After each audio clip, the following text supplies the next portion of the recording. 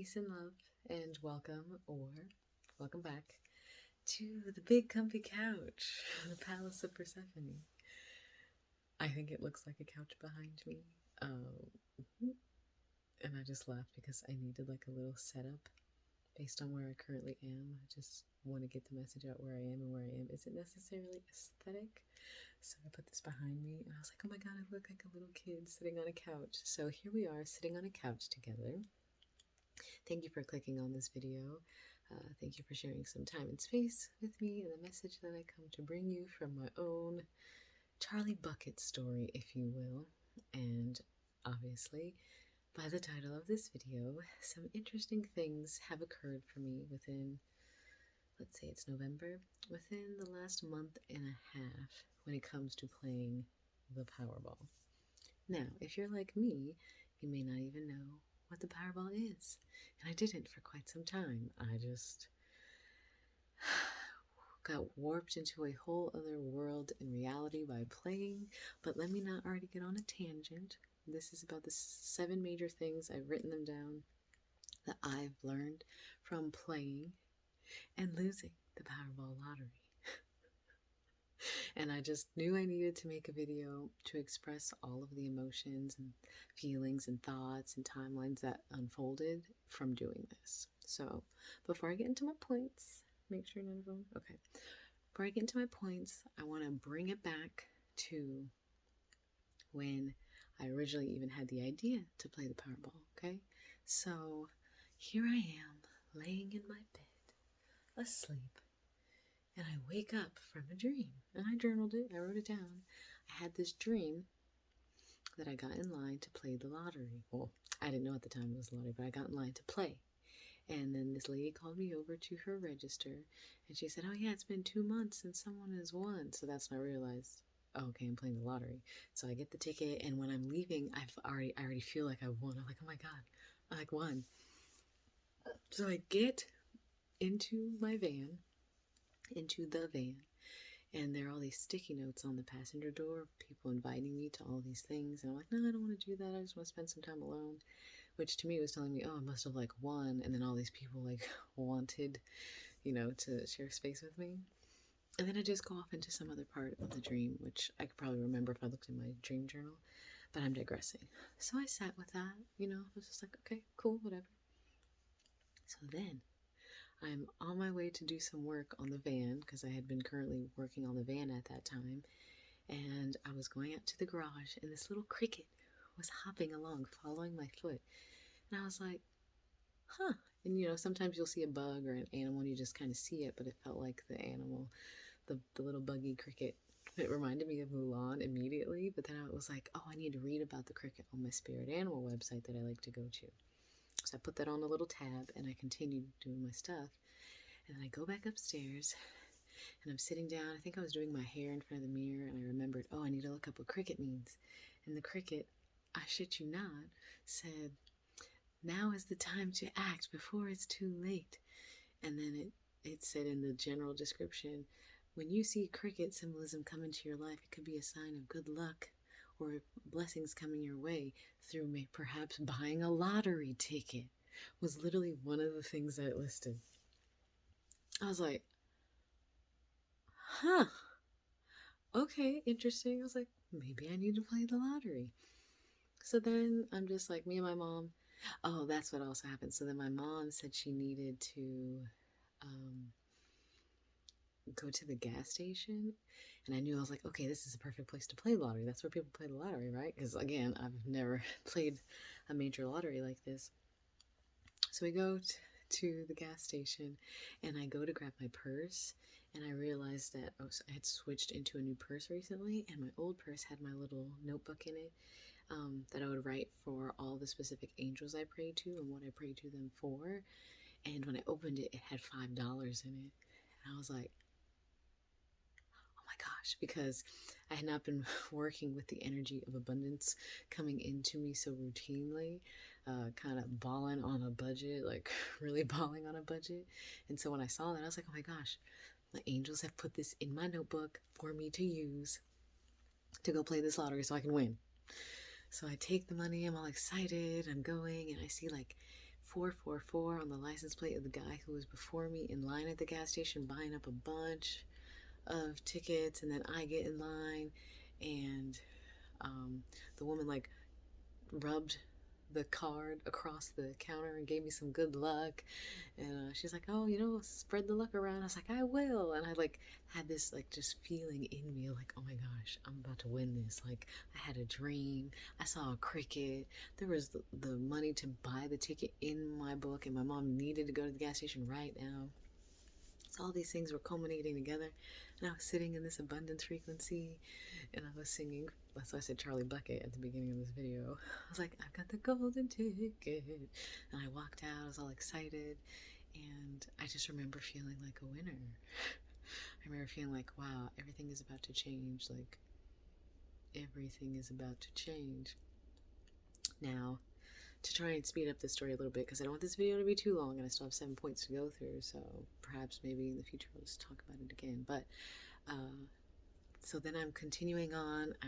I don't know any of the rules about playing the lottery, so I didn't realize like when I bought that ticket, all the numbers only applied for the next drawing, not for the next one 2 days later or the continuous one. So then I didn't realize that. So like I was just in this energy for like 3 days. I was just like, I checked how much the Powerball was and like saw how much abundance was going to be pouring in through that. I had all these plans about what I was going to do. So moving into my points.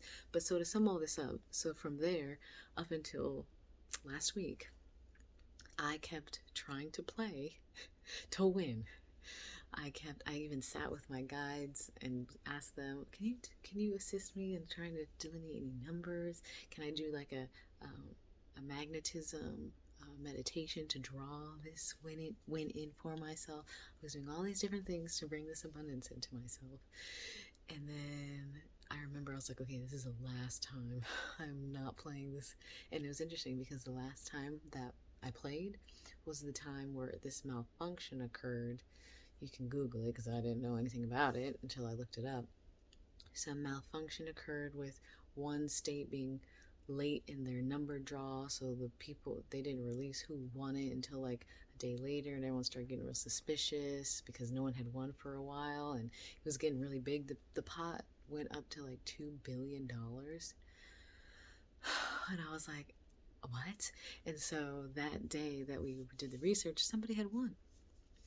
One person won like $2 billion. And I was like, I really hope that person in California, where the Powerball headquarters is located, where this technical glitch occurred, oh, now we have a winner. Anyway, I truly hope that they use it for good and not just for greed and selfishness and for their own wants and needs.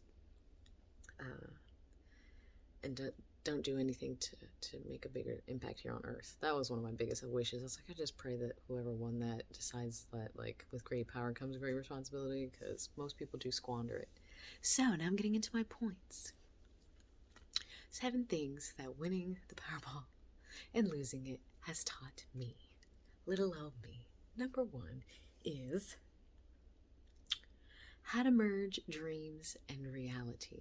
Now, when I say how to merge dreams and reality, because I just wrote this down like I was just letting my hand write, something that winning it and losing it taught me in terms of my dreams and reality was recognizing so much of like me, even my second house Pisces-ness, can receive a dream, can see a cricket, can check the website, can be gifted the money to go and play and believe I'm winning, but there's still this 3D reality that I'm existing in that I don't necessarily know a lot about. I'm learning to navigate. I'm learning how to walk down here in the underworld.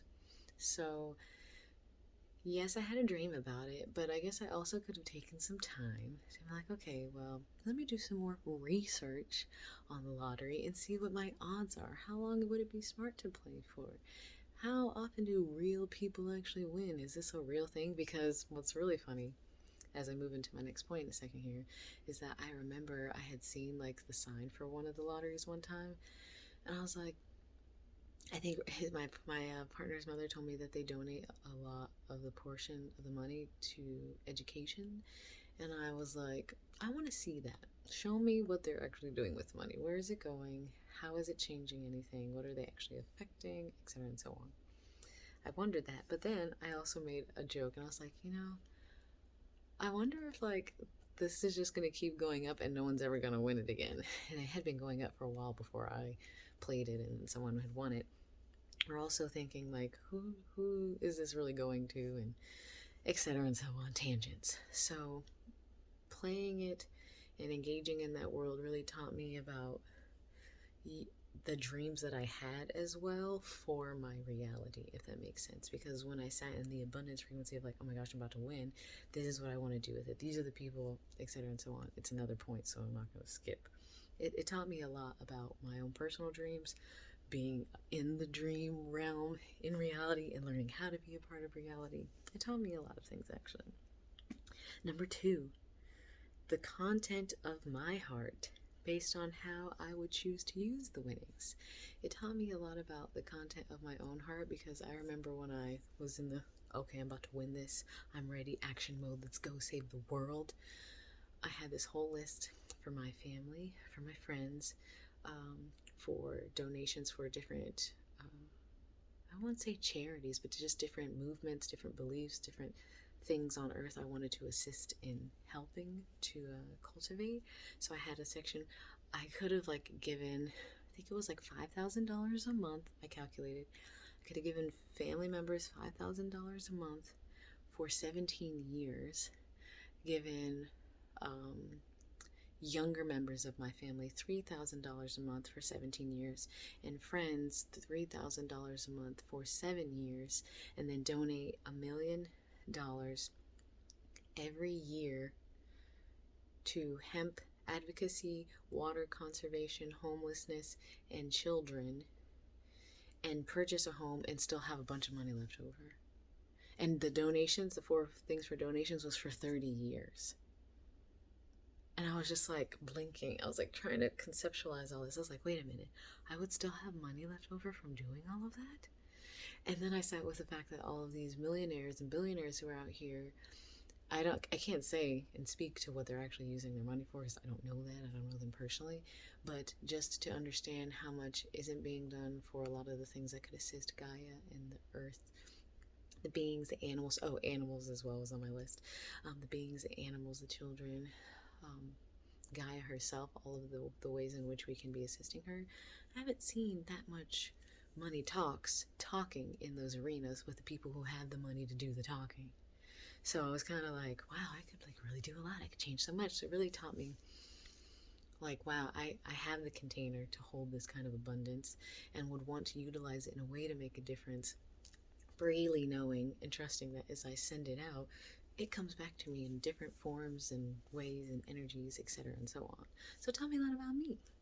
Number 3, how much help could be given over so many years?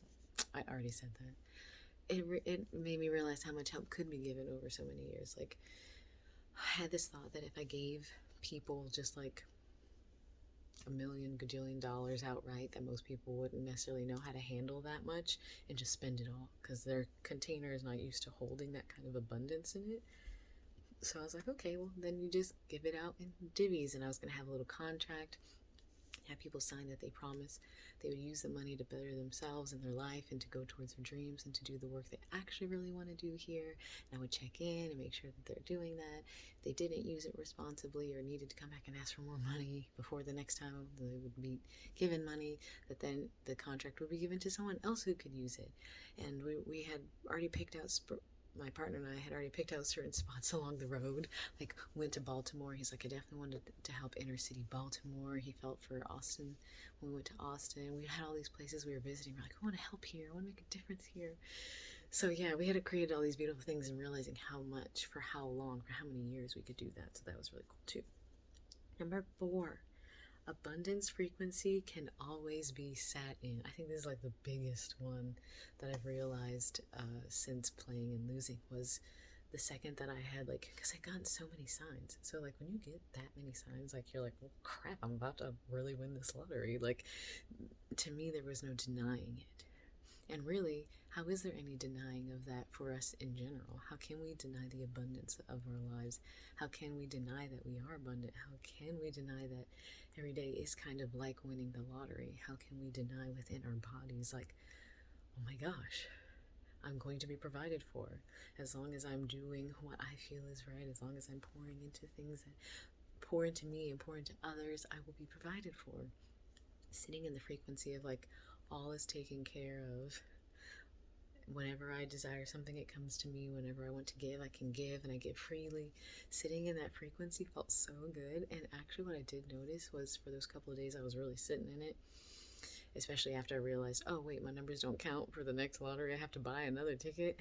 After that started kind of happening, my energy did kind of glitch out.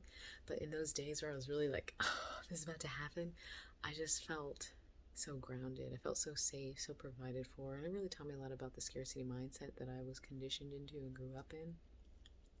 And I'm still practicing on tapping back into that, which is why I appreciated when I was writing that this came back out as a note, because it's a reminder to myself even that you can always sit in an abundance frequency. You can always be provided for if you sit in that, if you let your container be that, and to be open. So that's been a great lesson for me, and I guess the best way I could recommend trying to sit in that is to imagine that you got the golden ticket. And we do all have the golden ticket because, Spirit is looking out for us. This is something I think my guides were kind of like saying, yes, this is what we're teaching you. My guides were teaching me by having me play, is to realize, like, sitting in that energy of I have one and I have everything I need allows me to have that win. It allows me to have everything that I need because I'm in the energy of someone who can do that and receive that and be that. So just kind of sit in your body and be like, everything is provided for.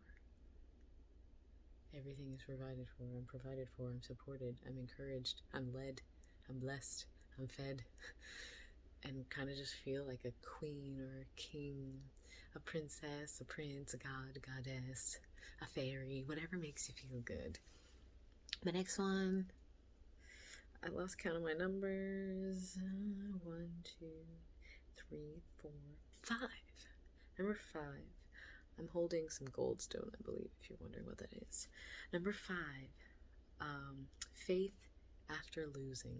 This one was a big one for me, and I kind of wanted to talk about this in one of my most recent videos. I made like 3 videos at once while we were in Austin because it was right before the final time we were going to play, and I was like meditating so hard and sitting in the frequency, and I was probably pushing too hard, to be honest with you. Now that I say that, I was meditating so hard.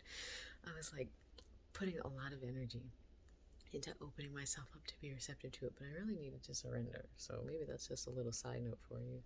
But I remember waking up that final day because it was going to be like a deciding factor on whether or not my partner and I continued traveling, or like, things that we were going to change and do. We were basing on this. I've learned a lot. Let's just say you can learn through me. And so I sat with it. I woke up and then realized that we didn't, and it feels like a whoa, whoa, whoa, whoa, whoa for just a moment, because I have quite the stamina and quite the inner reserve and resilience and strength to keep going, and I've been blessed with that, not only in my astrological makeup, but just like my spirit totems guiding me along. And so yes, I was a little like, oh crap, I guess we just didn't win. Like, this man won $2 billion, so we're definitely not winning it. And I remember being like, okay, well, time to come up with the next plan. And not the whole plan, because I've definitely been learning to not really make any plans, but like, let me shift my mindset now to what I can do. Let me shift my mindset now to what I'm capable of doing, because I didn't really want to go back into the life we had been living. I didn't want to just do another cycle. I wasn't going to consent to that. And so I was like, okay, well, I'm going to have to really co-create with spirit. And so I just started coming up with like just talking out loud and pretending like I was a client to myself. I was like, hey, I have this girl who came in, and like just pretended I was talking about me like I was somebody else. It was helpful. And so a lot of what I noticed, the faith over, what did I say? Faith after losing, was the strength that faith can give you, even after something like that. Like, most people after an experience like that be like, what the hell, spirit guides? You gave me a dream. You showed me a cricket. I had the money in my angel prayer book. I saw synchronicities and signs everywhere. I'm in the frequency. And then not winning is like a huge test. It's actually funny because there's a store in town that recently just got changed to being named mustard seed. It's almost like faith the size of a mustard seed. Even with faith this small, even with that small fraction, it can grow. And that's essentially what happened. I was like, oh, I still have faith. I'm still being led. I'm still being guided. What did I learn from this? And that's why I wrote down this list. I was like, well, what have I learned? Let me receive some valuable lessons from this to integrate and apply, and just keep moving. That's all you can do. I wasn't gonna sit there in the ground and be like, well, I guess it's over. There's no sense in doing that. So yeah, I learned a lot about that. I'm trying to go fast, you guys. Number 6, uh, focus. And then the last one, I'm going to put them together, is focus and gratitude. So, focus is something I definitely learned by playing and losing the Powerball, because I learned how much focus I could put into something that I thought was going to bring me abundance, because I knew something like that specifically could bring in some kind of abundance. I was like laser focused. And I mean, in terms of like creating a very closed, saged container, praying, writing, delineating, penduluming, sitting with spirit, just like doing so much focused work. It's like, okay, so you can do all of this work for that. Why don't you just do all of that work for the work you want to do?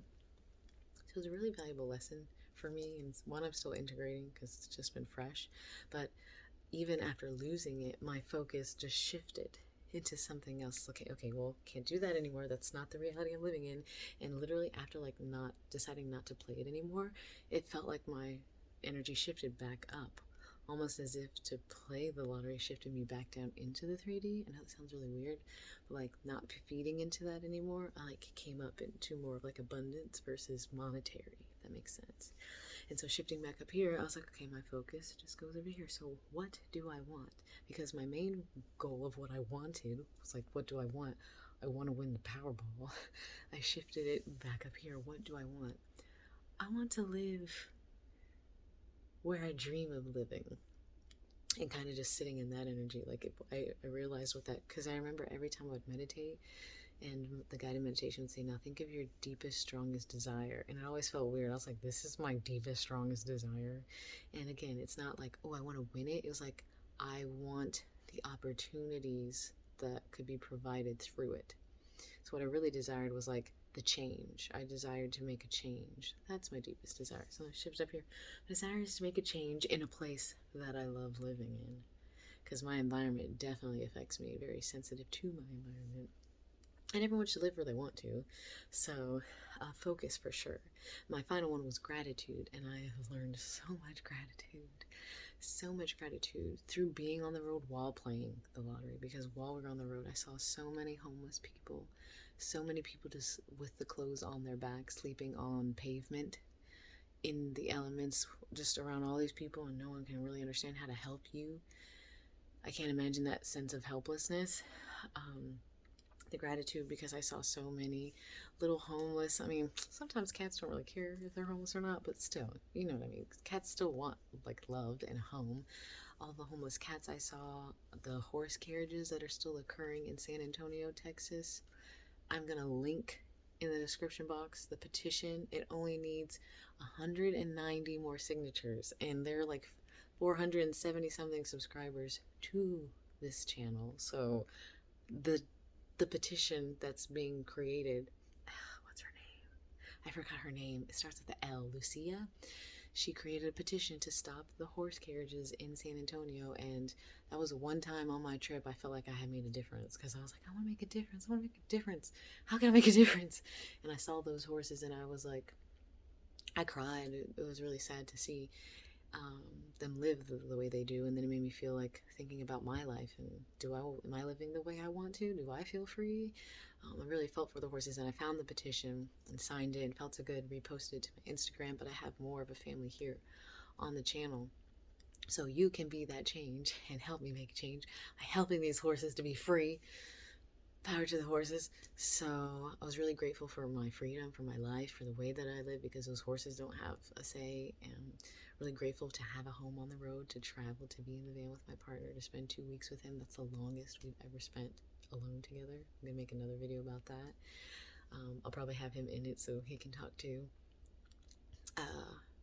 Just so grateful for everything I experienced, and really reminding me of like anything is possible if you take the time to sit in stillness and just ask yourself, what is my deepest desire? And really think about it in this way, not in this way. What is my deepest desire? And let yourself sit in that and like visualize it and create like a little movie in your head if you're like that, or write it out if you're like that. Talk it out if you're like that, and then go from there and realize like, oh, I can really co-create this. I can make a way for this to work. Might not look exactly how you envisioned it, but you know, it'll feel maybe how you envisioned it. And internal is where it all occurs. So yeah, these are 7 things I learned from winning, from playing and losing, but not really losing, the Powerball, and all the lessons I learned from it, and how much I'm still integrating the whole experience of it, and how much has really helped shift me into an awareness. Oh, I'm still co-creating with my spirit guides. I'm still on that journey, and I'm not upset with them. I've learned valuable lessons. I understand what abundance frequency is now because of it, and I can just sit in that and sit in like, I've won. I've won. I have everything I need. I'm always provided for. I can still sit in that. I can still make a change and understand how I want to make a change, understand the nature of my heart, all these things. And so, yeah, I wanted to share this here. So, thank you for receiving it. If you liked it, you can like it, subscribe if you haven't already, so you can join this journey with me. I appreciate all of the subscribers who are on here. Leave a comment below if any of this resonates with you. If you've ever played the lottery before, if you ever had like a random dream or any signs from your spirit guides where they led you to do something and then like it didn't turn out how you thought it would, and you're like, what the heck? I really would like to just start some kind of conversation in the comments, because these are where my friends are. They're on the internet. So yeah, thanks for listening. I will see you guys in the next one I record. I'll probably be doing these more routinely until such time as you hear about the next big updates that are occurring in my life. So until then, as always, I'm sending you peace, together, not separate, together, and love.